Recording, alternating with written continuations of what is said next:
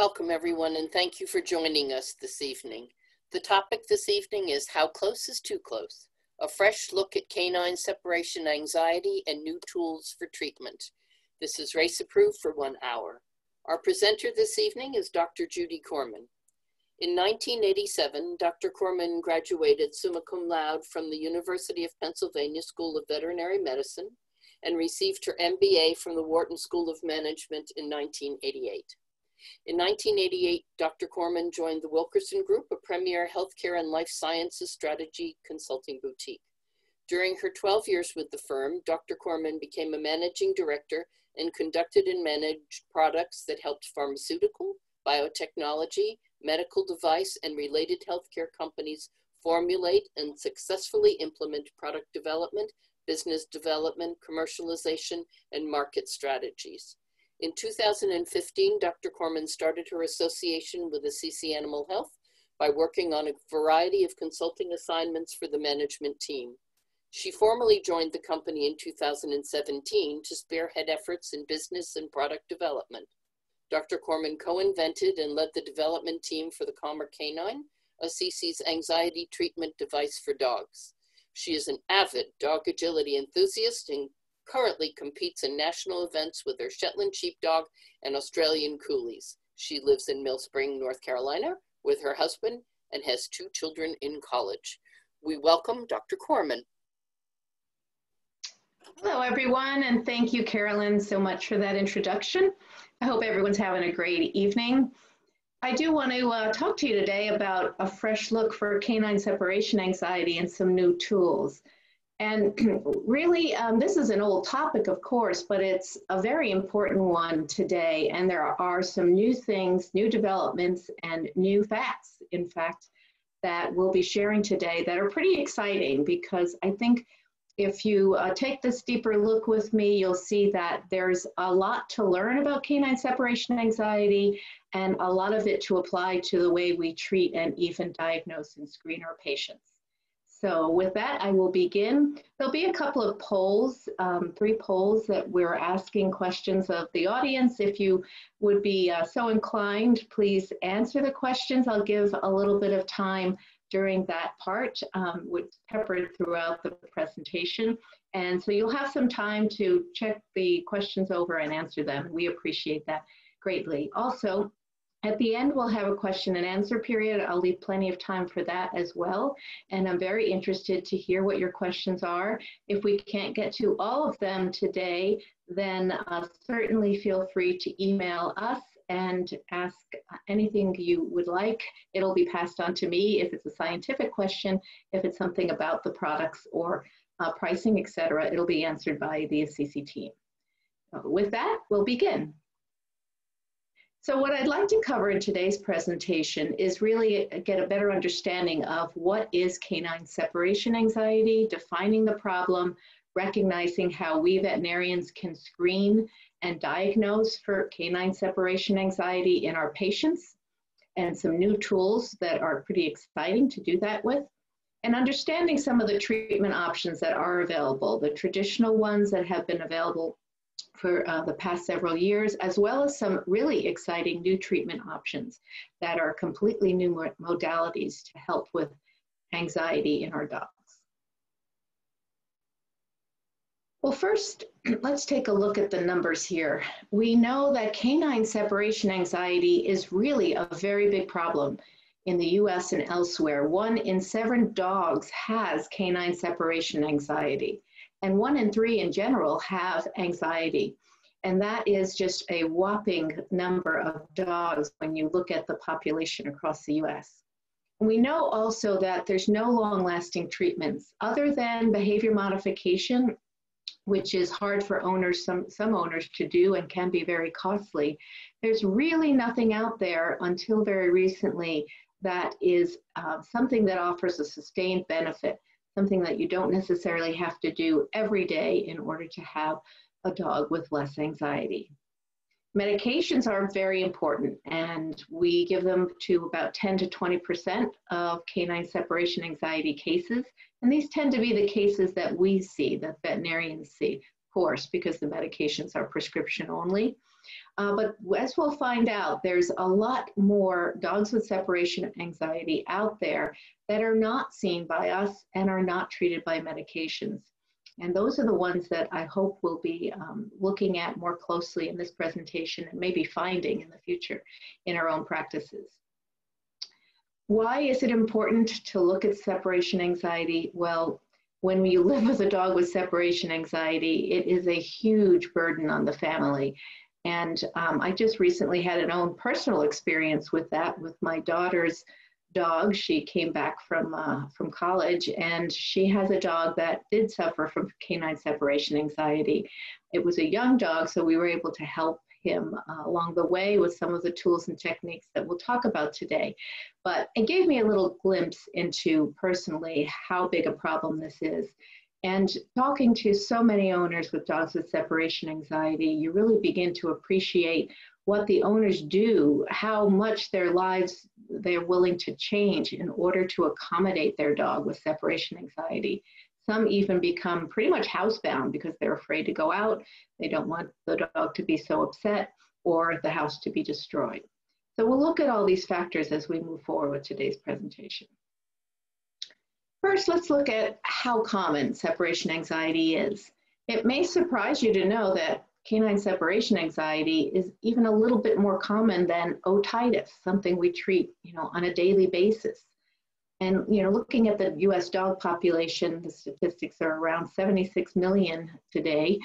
We see that a good 11.4 million dogs have CSA that visit a veterinarian. So most of the dogs are seeing veterinarians that have CSA, but truthfully, only 10 to 20% are diagnosed by us. So there is a huge underserved population, an undiagnosed population of 80 to 90% of dogs with CSA, and only about 10 million dogs or so are not diagnosed. And this is the population that I hope by the end of this presentation we begin to look at in a new light. Hopefully we will use some of the tools that are available to help owners to recognize that separation anxiety might be something their dogs suffer from, and that we as veterinarians can help with this issue so that they turn to us for guidance. And just to kind of demonstrate, in case you're not familiar with how CSA what it looks like and how it can impact a family. This dog is Elliot. He's a 3.5-year-old beagle. He was adopted about a year before this video was taken. And his owners both work outside of the home, so they have to leave him. And they definitely did what they could to try to resolve his separation anxiety. You'll see him wearing a Thunder shirt.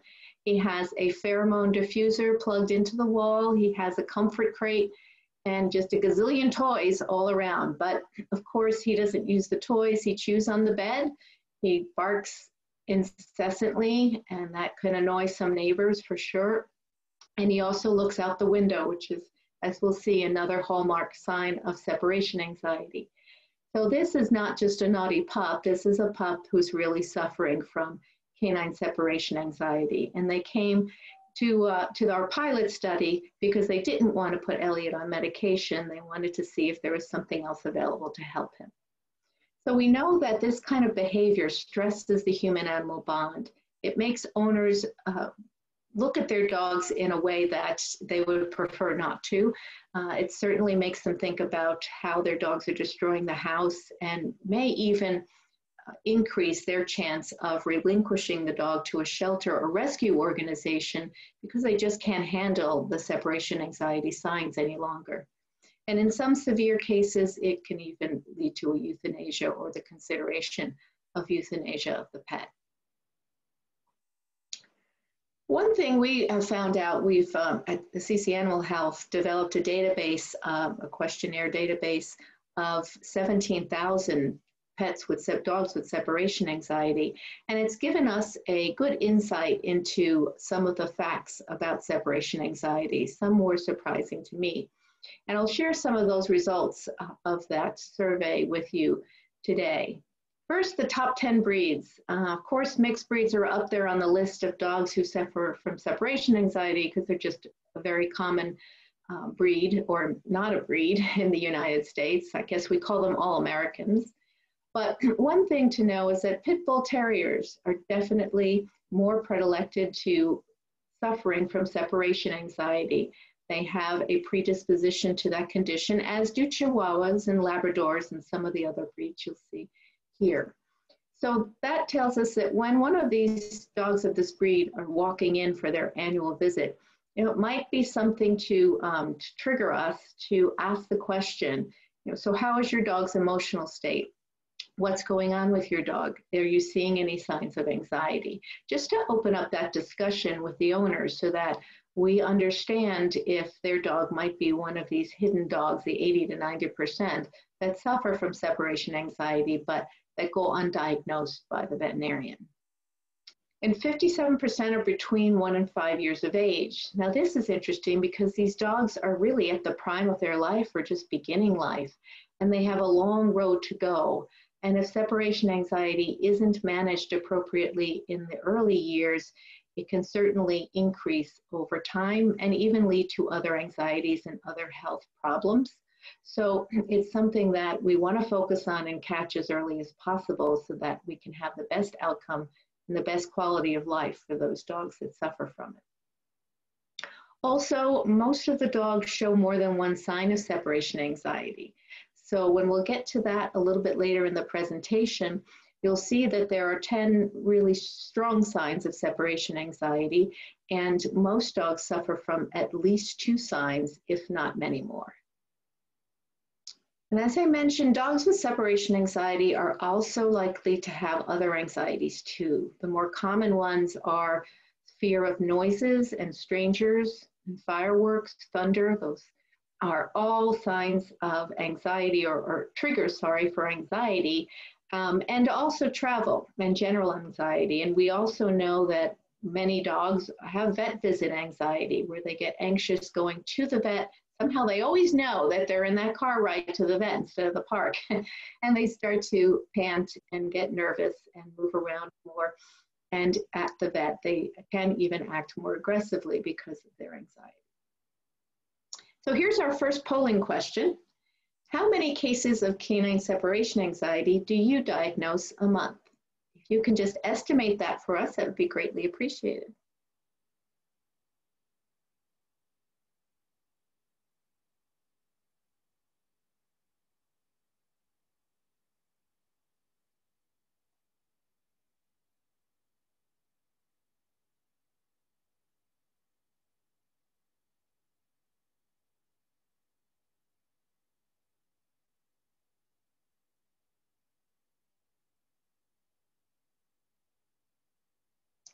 Okay, yes, so we have, the winner is 2 to 5 per month, and that's very standard, very typical of what we're hearing and seeing. And if you just work the numbers through, thinking about the 10 million dogs that go unnoticed with separation anxiety, that's really probably well over 30 a month that a general practicing veterinarian would be seeing in the practice. So we have a long way to uncover some of those cases, and we'll go into some of the tools that may be helpful for you to do that with your patients and with your clients. Now let's talk about diagnosing canine separation anxiety. It is not always easy to diagnose, and one would think it's pretty straightforward, but a lot of times the owners are reporting signs to us veterinarians, and without a video, we'll have to take their word for it. And as you'll see with Klaus in this video, I apologize that it's so dark, this owner was referred to this clinical study for separation anxiety, believing that their dog was severely separation anxious. And it was an adopted dog, about a year-old, a retriever mix. And the owner had reported on the screening questionnaire that the dog suffered from destructive behavior, vocalizations, urination, and those are the main behaviors that they saw, and they thought he was severely afflicted. But as you see in the video, he notices that the owners have left, and he has actually eaten his treats that they have given him. He kind of walks around a little bit in his crate, but let's see if we can fast forward this. He settles down quite a bit. and he is not vocalizing at the moment that they leave. He is not showing destructive behavior in the crate. He barks a little bit there, but as you'll see towards the end of the video, he settles down for a relaxing nap. And so this brings up the important point that many dogs are referred to the veterinarian by their owners to check for separation anxiety, but it isn't always easy to diagnose unless you have a video that you can determine the behavior of the dog when the owners leave. And in one pilot study, we saw about 30% of the dogs that were referred by veterinarians to the pilot study for treatment for canine separation anxiety, they were actually, they did not have separation anxiety. The videos failed to demonstrate sufficient signs, just like with this dog class. So what are the signs of separation anxiety? Well, the leading 5 are in the top row, and they are vocalizing and watchful waiting, which is looking out the window or looking at the door and waiting for the owner to return home. And that's one sign that's really difficult for owners to appreciate, because most of the time they've left the house, they don't have a video recording watching the dog as they leave or what the dog is doing when they've left the home. So the dog is possibly watching and waiting out the window for much more than just a little bit of time. A normal dog might certainly look out the window while the owners go and maybe for a few minutes after, but then they go about their day. And dogs with separation anxiety tend to watch and wait at the window for protracted amounts of time, in over an hour in many cases. So that's definitely a sign of separation anxiety. As is destruction of household objects, escapism, and potty accidents. Now, some of the less frequently seen signs, but also associated potentially with separation anxiety, are shadowing or following the owner while the owner's home, excessive greeting that occurs when the owner returns home, pacing when the owner's about to leave. The dogs always know when the owner picks up the car keys that they're about to go out, and sometimes that can trigger some pacing behavior and anxious behavior like panting. And also some dogs engage in self-harm during the absence of the owner. So let's take a few of these more common signs and understand them a little bit more in depth. These are the signs that you'd be looking for in your patients in order to diagnose separation anxiety. Vocalization was the #1 reported sign of separation anxiety in the large database that we have, and it occurs in 48% of the dogs. It can be mild, moderate, or severe, but in the dogs with separation anxiety, what is occurring is the vocalizations are lasting for more than 15 minutes typically in a moderate or severe case. So these are dogs who sometimes are vocalizing 30 minutes or more after their owners have left. And this is the one sign that can make the owners very nervous about their, if they're in communal living situations where there's a close neighbor, such as in New York City, it can get some people evicted. So this is a sign that is very concerning to the owners. Plus, they understand that their dogs are distressed, and the vocalizations could be howling, can be barking, any of those, and whining, all signs of vocalizing due to separation anxiety, potentially. And as I mentioned before, watchful waiting is definitely a sign that you want to explore with the owners for separation anxious dogs. 45% of CSA dogs had shown the watchful waiting sign when videotape analysis. And we saw in one pilot study that actually all of the dogs had the watchful waiting as a sign of their separation anxiety. So this is, again, not just a dog looking out the window watching his owner go, but it's a dog who is very intensely looking at the door or the window for a protracted period of time, generally over 15 minutes. Destructiveness is another clear sign of separation anxiety when the destructiveness does not involve food. So we're not talking about the dog that counter shops when the owners are gone and realizes that that's an opportunity maybe to explore the garbage can or the counters for food. what we're talking about here is a dog that is destroying household items that normally would not be attractive to a dog out of frustration and out of the need to chew. And we see that dogs with separation anxiety, about 35% of those dogs do show this sign of destructiveness of a household item. Now, escapism, while it's similar to destructive behavior, is different, and about 25% of dogs with canine separation anxiety do show this one sign. And escapism really is a dog focused on the exits of the home, and what that dog's trying to do is get out of the house in order to go look for its owners. And escapism can be directed towards doors, towards windows, towards the surrounding wood around doors, or even the drywall, which some dogs will try to eat through in order to get out of the home. We've even had reports of dogs jumping through windows, third story or higher in the home in order to try to find their owners, with obviously disastrous results. So this can be a very, very bad and concerning sign of separation anxiety.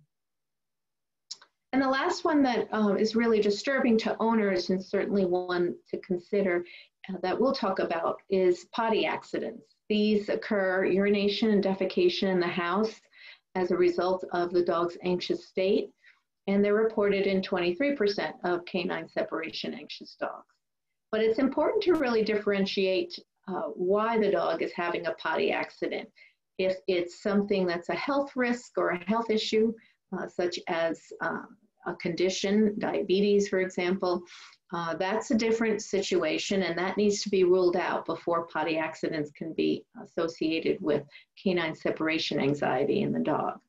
Also, it's important to recognize when the potty accidents are happening. If the urination and defecation is happening when the owners are home, that's less likely to be associated with the dog's separation anxiety, and it may just be that that dog is not properly housebroken. So there's some tricks to using this one as a sign for separation anxiety. Well, while it's important to recognize what is separation anxiety, it's also, I think, very important to recognize what is not a sign of separation anxiety.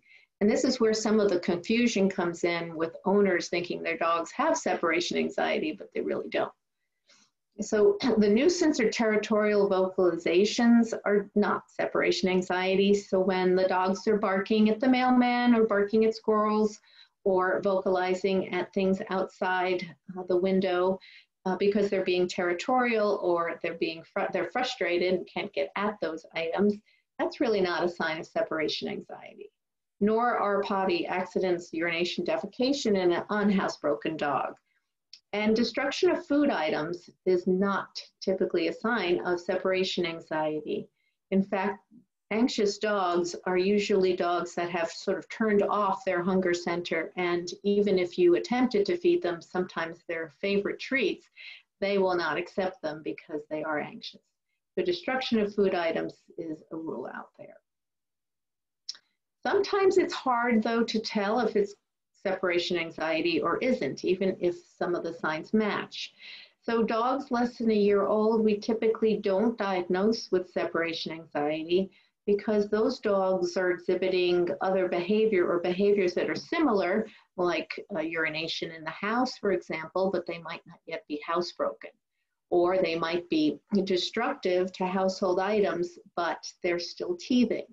So that's where we usually reserve the diagnosis for dogs over a year of age, although some puppies can show signs that then we recognize as separation anxiety when they get to be a year old.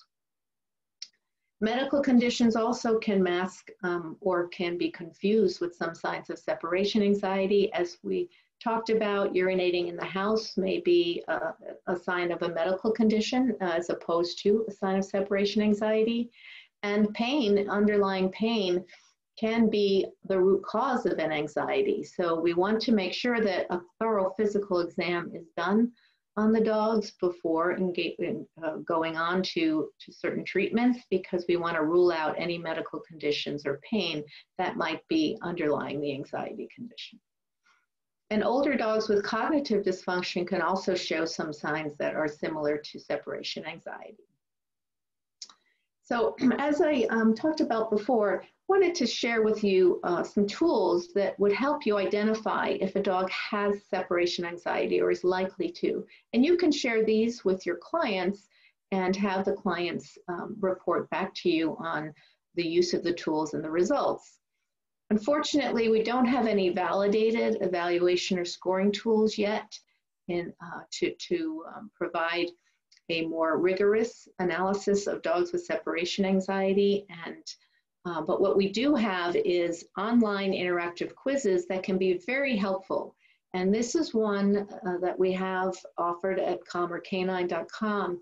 And it's a separation anxiety quiz. It takes about 5 minutes for the owners to take it. And it walks through the signs that I shared with you of separation anxiety. It has the owners score the dogs based on what they're observing of those signs. And it gives the owner a report right then and there. So they get the report right away, and they also get an email of the report that they can share with their veterinarian or their behavior consultant and really start that dialogue going about separation anxiety in their dog. It's also important to have owners videotape the dog when they're left alone. As we saw with Klaus, it was pretty telling after watching the screening video that the dog did not have signs of separation anxiety.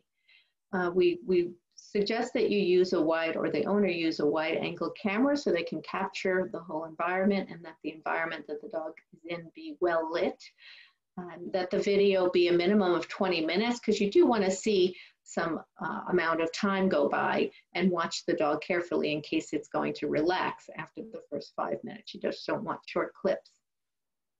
But it's very helpful to have these videos in hand. So with telemedicine now becoming more and more of an opportunity for veterinarians and their clients to communicate really about the dogs and what their pets are doing at home, I think that's a perfect opportunity for a forum for sharing these videotapes and having a consultation with the owners on the subject of separation anxiety. And in that way, we can really start to reduce that 80 to 90% undiagnosed and help the owners diagnose their dogs and then help the owners to treat them. So everyone's quality of life would improve. Here's our next polling question. How frequently do you ask owners if their dogs suffer from separation anxiety? Please share your responses.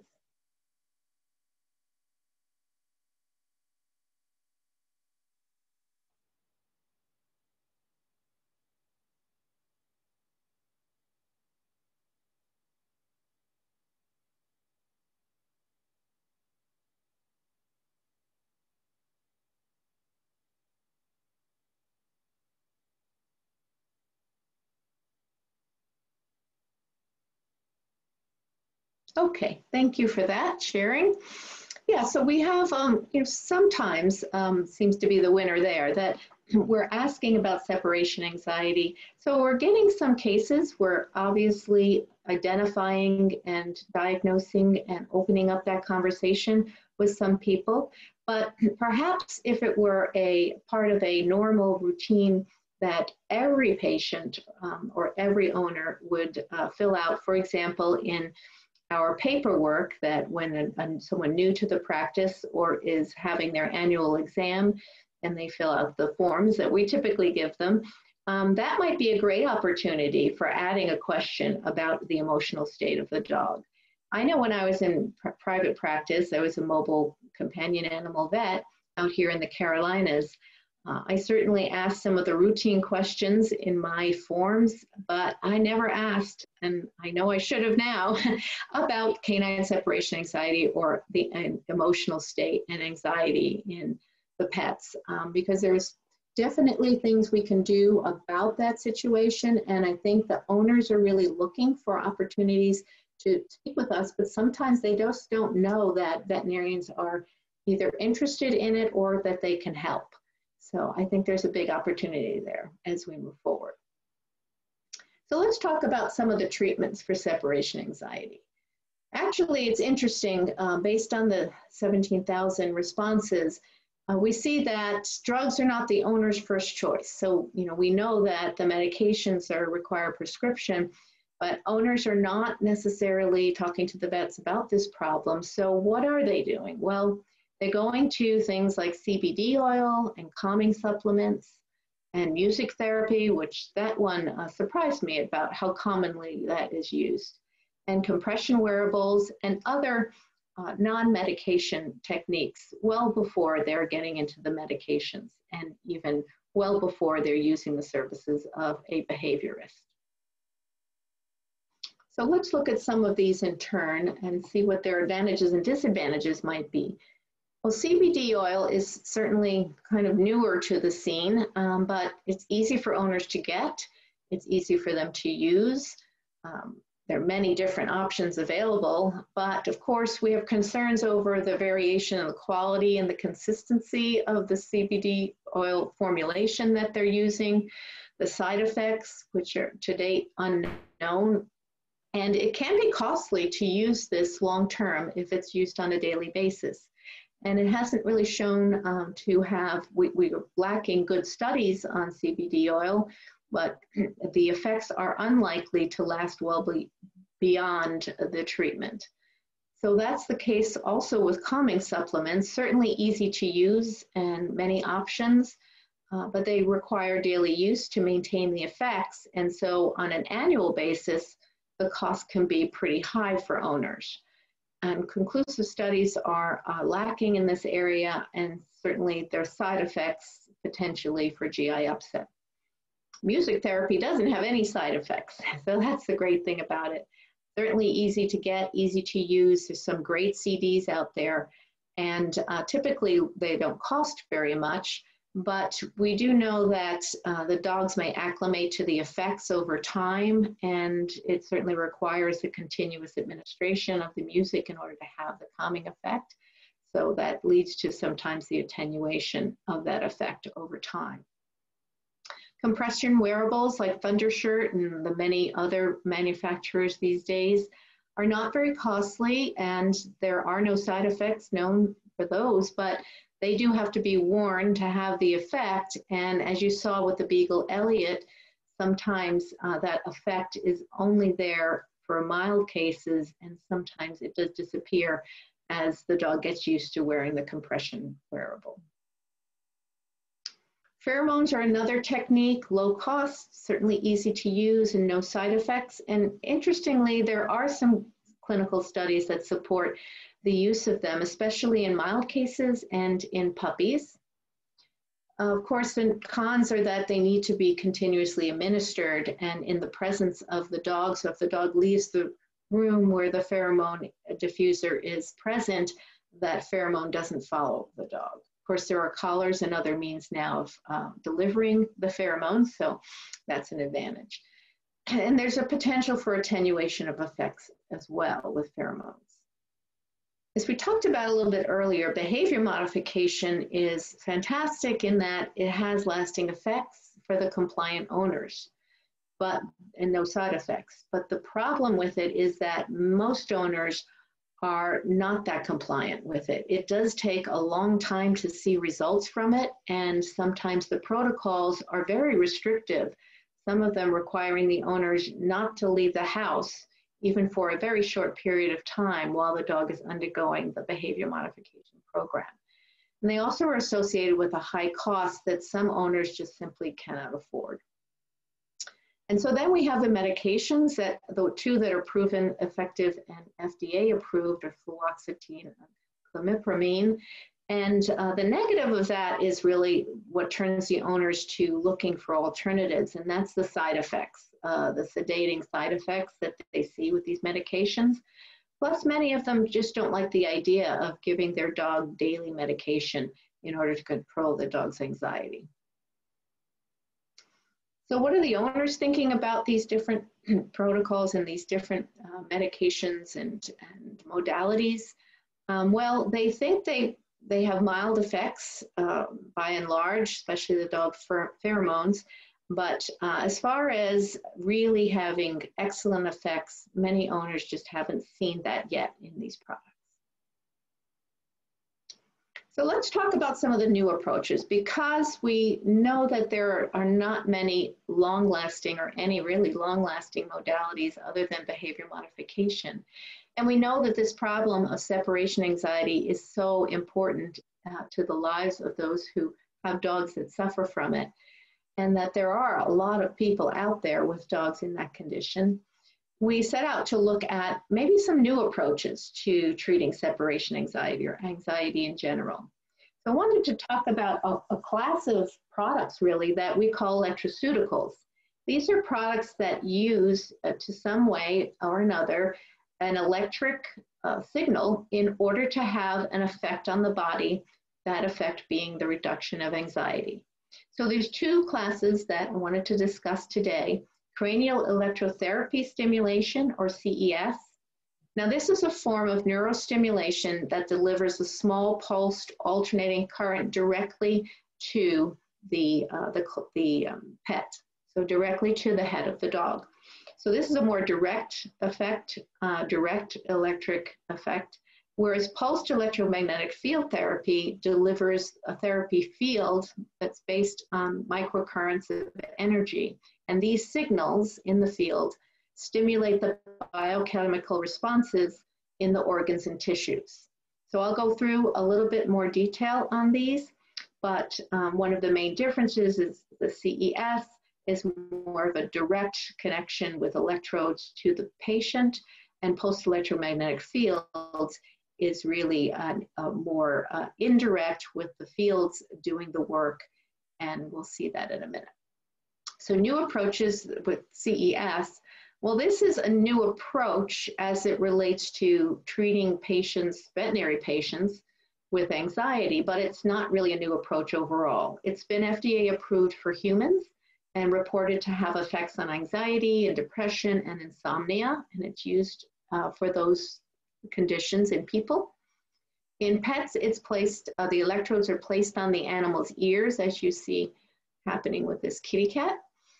And to date, there's no studies in small animal species, but there is one equine study showing some positive results of CES therapy in the horse, and that's cited at the bottom of the screen. And so this cranial electrotherapy stimulation really originated way back in 1979, so it's not a new technology. It is a class 3 device, and so that's the FDA classification for the prescription device for people. It works by direct electrical stimulation. It's also known as TENS, and it involves the electrodes, as we saw, that are clipped to the ears. So it blocks the nerve impulses with no fundamental modifying effect for the cells or the pathways of those cells or the modulators that you'll see in a moment the PEMF does.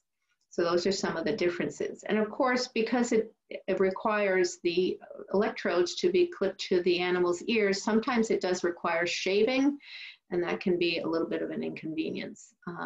And also it does require a veterinarian or a veterinary professional to administer it. With the new approaches like PEMF, well, again, this whole field of PEMF is not exactly new, because in the 1970s, PEMF was used in people as a bone growth stimulator, and that was really its first medical use. These machines were big and bulky, and they were used for non-union fractures, and they were FDA approved for that. And that were the early devices of PEMFs. But then in the 1990s, the PEMF devices were modified. They became much smaller. They became more easy to use away from the doctor's office. They were refined, and they were FDA cleared as a 510K device for use in people to treat the pain and inflammation. And so this whole area of PEMF devices then became known as targeted PEMF devices, where the targeting was done by the signal modifications, and some really excellent work was done on this in 1996, which led to the Nobel Prize. In the 2000s, the first veterinary use of the PEMF technology in pain and inflammation had occurred, and that was due to a the CC loop being used and moved into the veterinary market, which originated as a device in people. And the first uses were for pain and inflammation in treating animals, and CC Animal Health has 2 published peer-reviewed double-blind placebo-controlled studies in dogs, actually, and they're cited at the bottom. One was conducted by Natasha Olby and her team at NCSU, and the other by Leilani Alvarez at the Animal Medical Center. And both had shown the effects of the PEMF therapy to be positive and resolving of the pain and inflammation, reducing pain and inflammation. In fact, Leilani's study did show also that there was a reduction in the opioid use in the animals that had been treated by the PEMF therapy. And so in 2018, that was the year that CC has developed Calmer Canine. So that's the first development of a PEMF device for the treatment of anxiety in animals.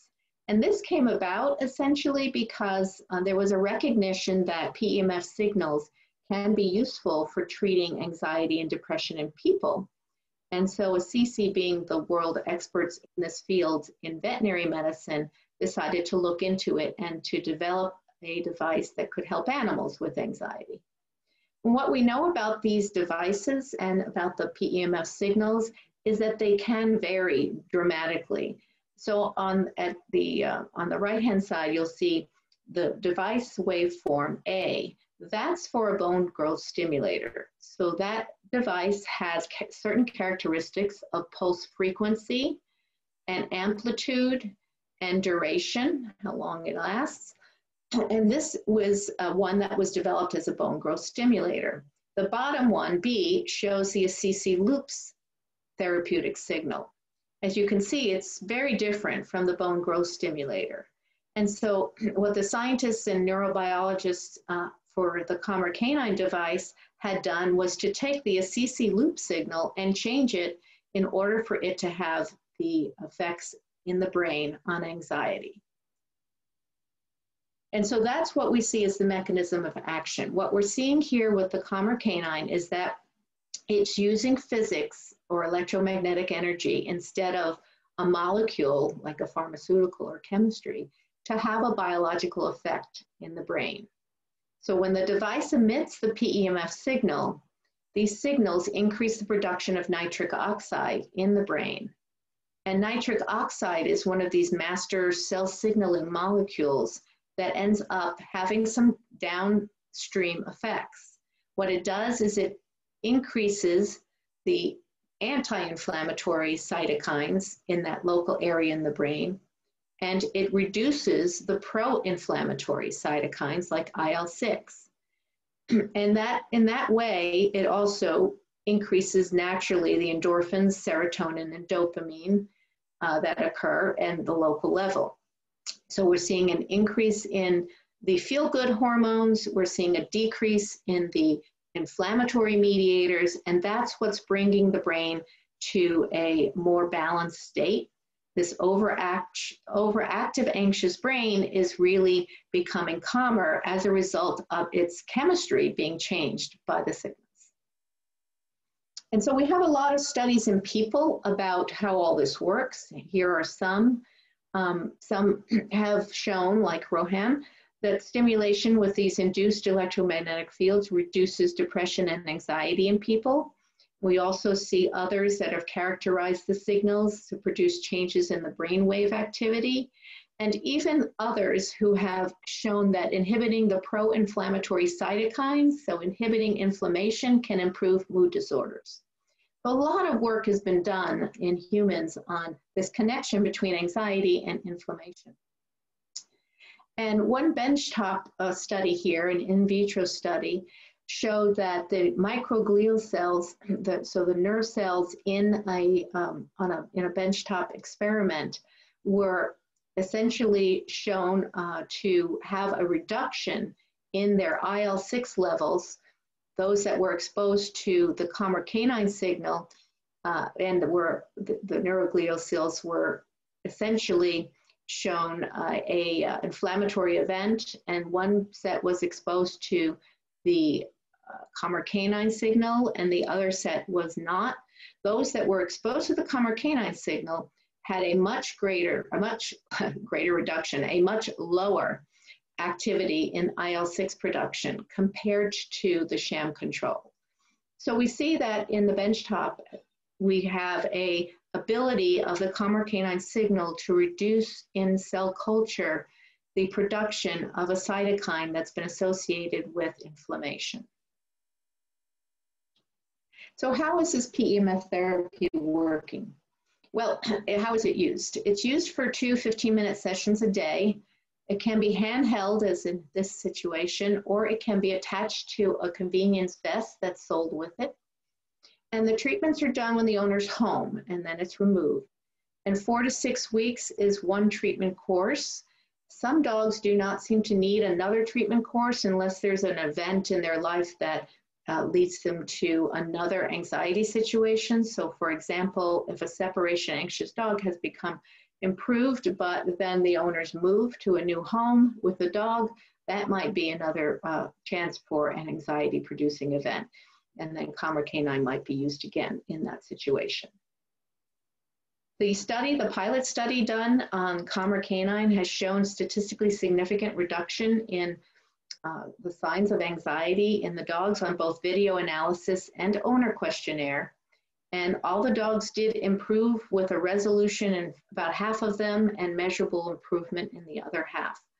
And interestingly enough, in this study, they had stopped giving the treatments and then followed the dogs for 2 more weeks after the treatments had stopped. And they found that 2/3 of the dogs had a sustained benefit with the calmer canine treatments. And there were no side effects. So we had seen Elliot. I just wanted to go through another case report with you. This is Cooper. Cooper is a 10-year-old male mixed breed dog. He is owned by a dog trainer, and so she's pretty well versed in behavior modification, but she was not able to really substantially change his separation anxious behavior. We see him barking at the door when she leaves, and we saw him looking out the window and anxious. Now, a month after calmer canine therapy, here's Cooper laying on the floor. When his owner leaves, he does check out the fact that she's left. He looks at the door, but he doesn't obsess over it. He checks out his toys, he lays down, he's able to groom himself and able to rest.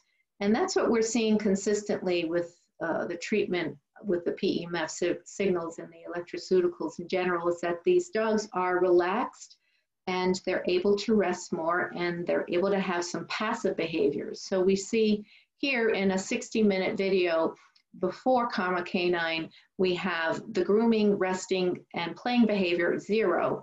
After a month of therapy with calmer canine, that dog was able to rest almost 2/3 of the time. And another startling thing is that his barking was eliminated. He had 855 barks, which is a whopping number, in the 60 minutes before calmer canine and 0 barks after. So we have also seen that after the introduction of calmer canine, additional anxieties have been reported to us that have benefited from the use of the device. And these are from veterinarians and veterinary technicians who explored the device as soon as it was launched. And we see that there are other anxieties like boarding anxiety and the vet visit anxiety, thunder anxiety, and even travel anxiety that have benefited from calmer canine. Because anxieties have a common basis in the brain, we know that if one anxiety, like separation anxiety, is helped, it's likely the others are too. Additional uses that have been of interest to many practitioners are use in cognitive dysfunction or additional species such as horses and cats. In fact, CC Animal Health is now just launching a program to explore some case reports in felines, in cats. So if anyone is listening and has a cat case that they're interested in trying the calmer canine on and working with a CC, to develop a case report they'd be interested in hearing. And you can either contact me directly, or the information at the end of this presentation. We'll give our website and our email address, and you can just write in and let us know about the case. That would be awesome. OCD-like behaviors have also been looked to and explored, and performance anxiety in sport dogs. So just as a summary, with this new field of electroceuticals, an exciting way to alter treatment for anxiety in dogs, we see that the uses have been first line in new cases instead of medications, lowering the dose of some of the medications, and that's been achieved through the use of these electroceuticals, which is especially useful in older dogs that may have a lower tolerance for medication side effects. And more folks are using it in combination with behavior modification in order to enhance the effects and speed up the behavior modification process. It does seem by reports that dogs who are on Calmer Canine, for example, and who also start a behavior modification program, are more able to accept the training in the behavior modification program because they can just think more clearly due to the lower anxiety and lower inflammation in that brain. It's also used multimodally and to jumpstart some cases that have stalled out. So what are your thoughts after this webinar? We'd love to hear about it.